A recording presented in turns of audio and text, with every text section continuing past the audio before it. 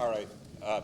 Peter, first of all, it's been 20-some games now. You've had a chance to witness the team. Obviously, you're not in the position you'd like to be, but how would you assess what you've seen so far? I'm disappointed on a number of fronts. I talked about seeing progress, and I have seen progress. I've talked about the structure, so I've seen progress in the structure.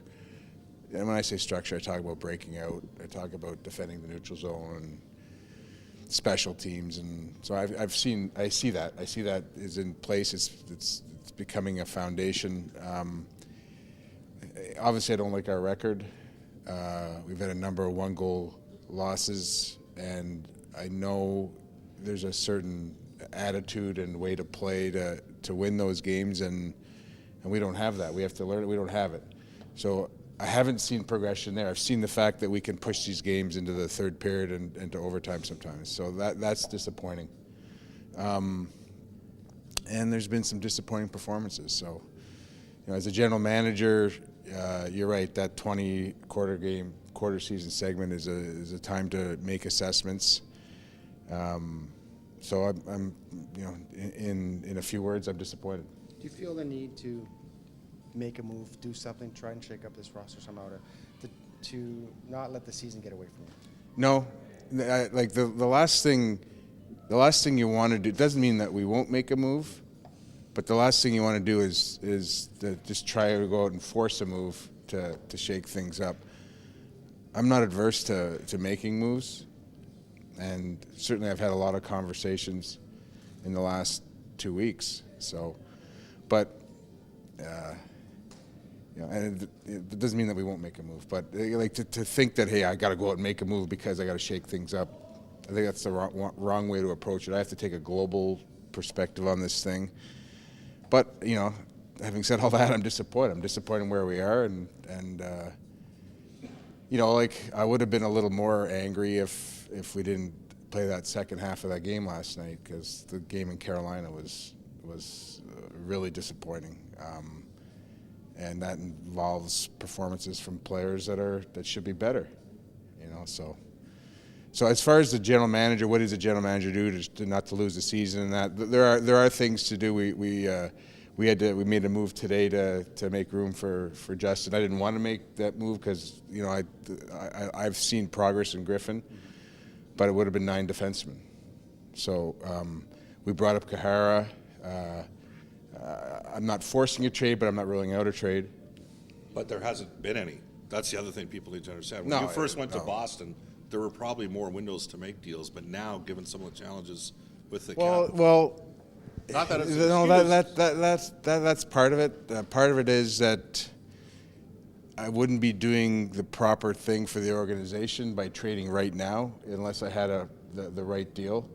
And right now, there are players that are underperforming, and you're not going to get proper value if you're going to do it. Are those underperforming Nugent Hopkins and Eberle? I'm not going to mention any players. You guys see the games. You guys can make those assessments. Peter, has it been difficult for you to make your full assessment because of the injuries? You kind of had Eberle out at the beginning of the year. He comes back in. McDavid gets hurt. Schultz has been out. Has that affected your ability to make a full assessment of what exactly you have? Well, it's been a factor, but what it's done is it's put these other players in different roles, and it's allowed me to see, what they can do under dire circumstances. And I mean, I'm not gonna listen. I came into this position knowing that there would be a lot of heavy lifting, and we're right in the midst of it. So, it's no surprise to me. I'm disappointed. I thought we'd be better to this point. We've had a number of injuries, but we're in the top quartile of that man games lost, but we're not on the top. And I bet you the top team is in the playoffs if you look at the man games lost. So that's no excuse. And as I said, it should put the other guys in positions where they can succeed. So. Can you sense the frustration of the city of Edmonton? I don't really have a pulse of that. I haven't been there enough to know. I mean, I know that there was a lot of hype over the course of the summer, and as you guys can recall, I tried to temper that hype, but But you know what? Like, I thought and I expected us to be in a better position at this point. Did you consider, feel you should be like a 500 team now? You know, I'm going to keep my internal goals internal.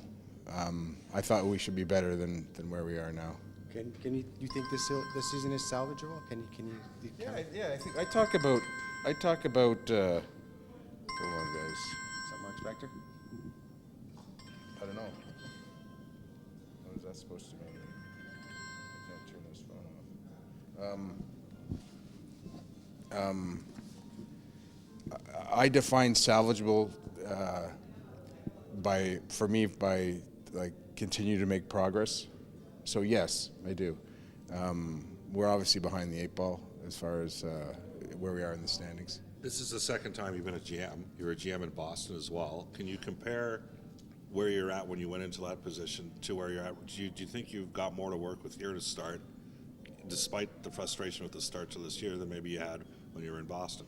I see a lot of similarities, and you know we had some real good young pieces to start. We brought in some older players to help out. We obviously don't have some of the personalities that we had, but from the kind of the younger group, yeah, I see a lot of similarities. And it took us a full year to get structure in place there, and it meant you know, kind of a delayed start there. So I can sleep at night. I know there's heavy lifting to be done here. I'm disappointed. That's what I can tell you right now. Do you have a part of your team that definitely needs improving in terms of this, not just the standings, positionally or whatever? Well, I mean, you know, there's a lot of areas that need improving. You know, to me, we're a fast team. We're missing fast players. They're not in the lineup. So, like, to get to that level of speed, you need to break out well, and we need to do that better. We need to move the puck better.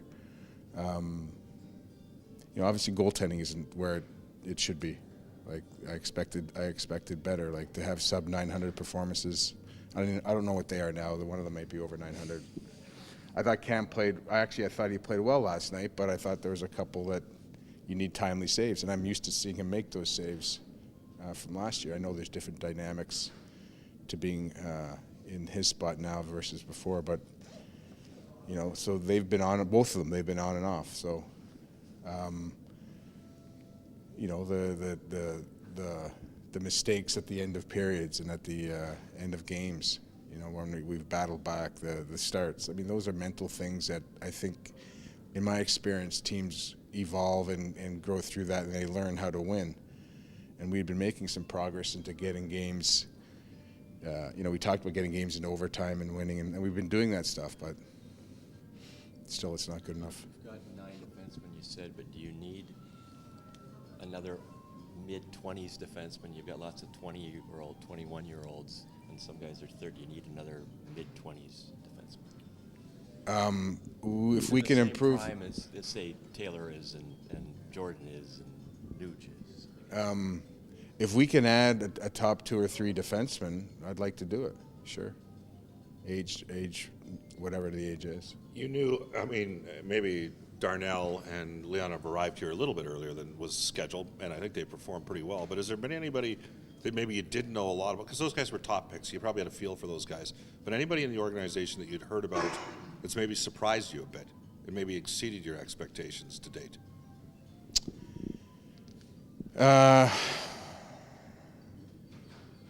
Davidson? I figured that's who you were referring to. What I can tell you about Brandon is that I didn't know him that well coming in, and he made the team, and he's made contributions to defense, and you know, he plays both a rugged game and he's a good skater, and so I didn't know him that well, and I know him better now, and I wouldn't characterize that as a surprise. He's a guy who's earned a job, and he's in our group. Connor McDavid. He's ahead of schedule. I won't tell you what our schedule is. He had been working out in Toronto. He's going to come back with the team back to Edmonton when we leave Toronto. What has he been doing to get it ahead of schedule? Well, he's just been rehabbing, like normal rehab. So maybe we put a conservative schedule on him, and he's ahead. So he's doing some exercises in the pool. He's doing some lifting exercises, not with his shoulder. He's working on his range of motion. Considering Tony Romo